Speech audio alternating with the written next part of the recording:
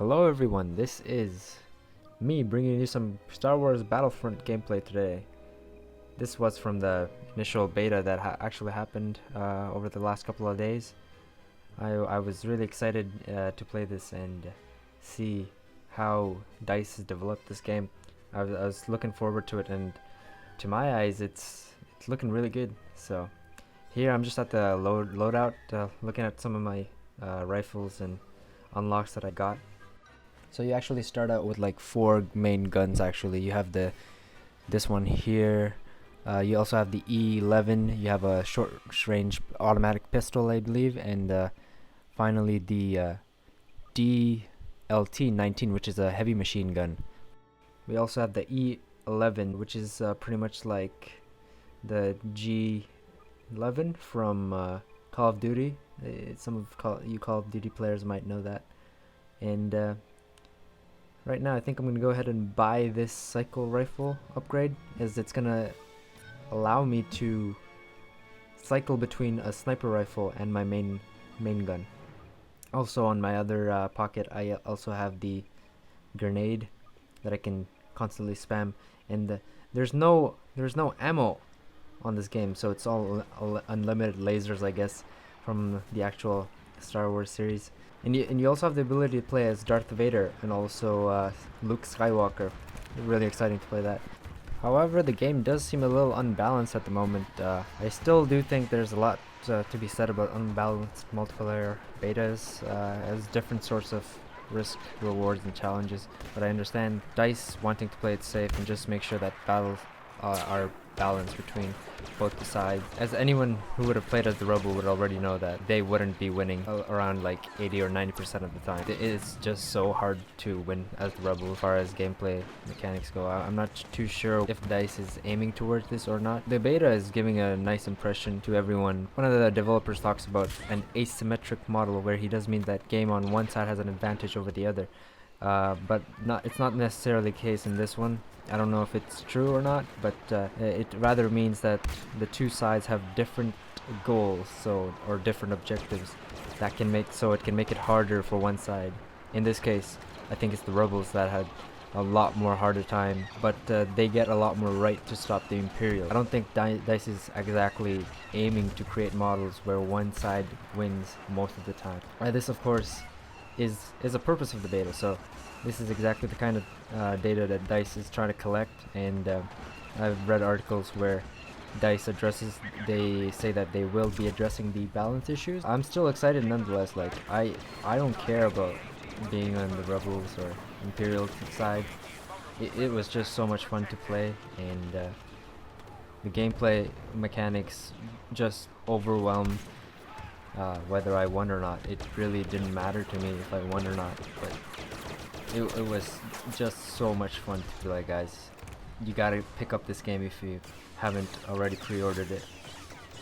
This is gonna be one of my favorite games ever. Let's move on to talking about the pixel sizes actually with this game. So I've heard that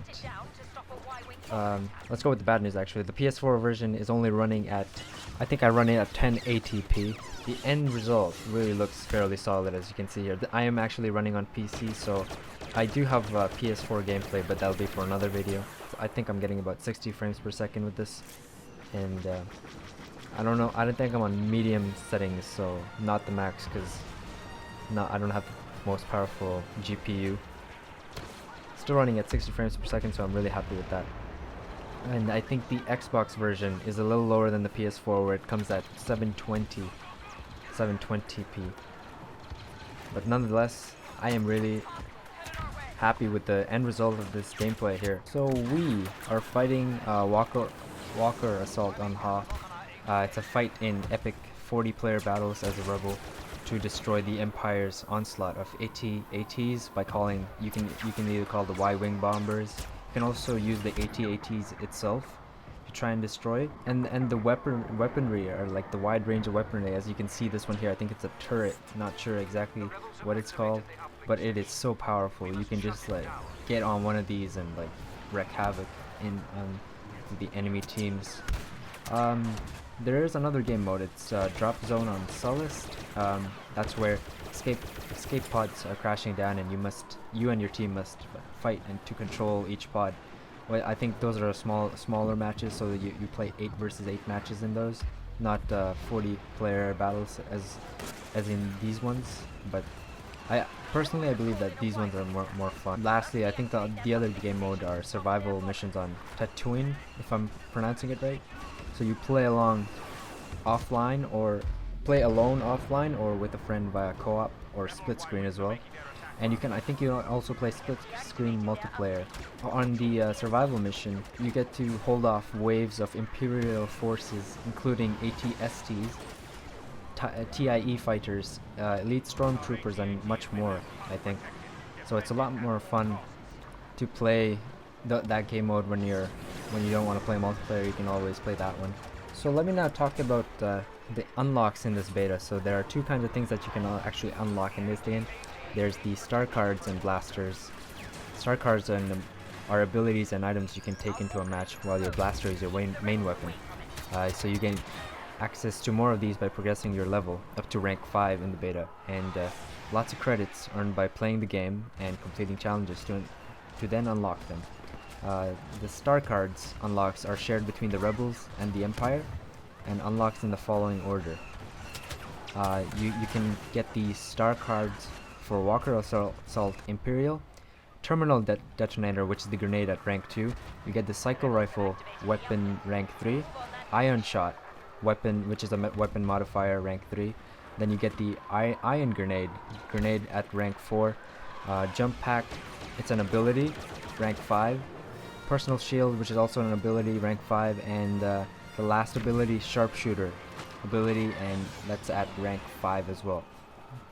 Personally, I haven't played around with Sharpshooter too much. I think I've got it on my PS4, but not on this one, not on PC.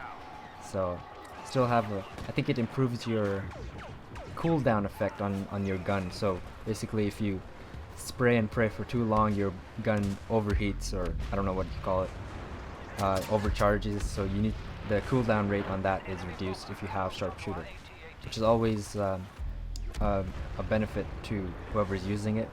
And finally, let me talk a little bit about how you can play as Luke Skywalker or Darth Vader.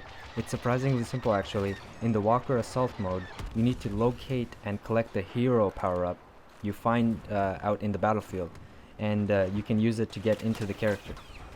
The two icons will deflect any projectiles coming their way, and it can also scrap each other if they meet in battle, and it is so much fun to watch them fight if you've actually witnessed it.